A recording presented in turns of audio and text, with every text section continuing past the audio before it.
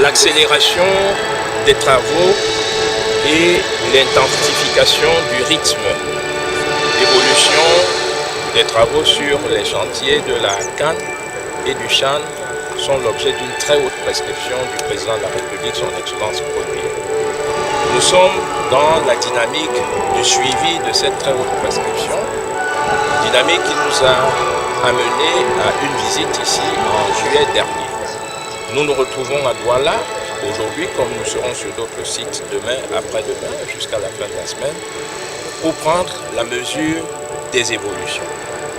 Sur ce site, nous avons pris la mesure d'évolution positive et nous nous en réjouissons, dans la mesure où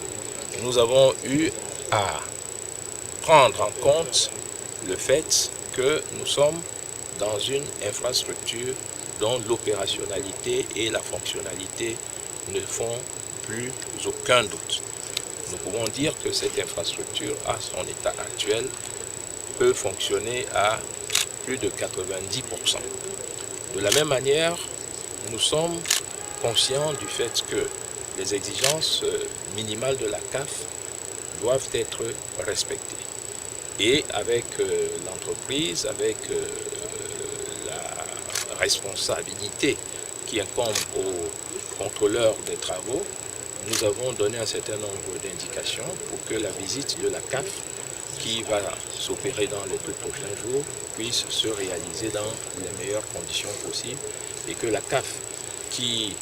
a eu à visiter ces infrastructures en novembre 2018, puisse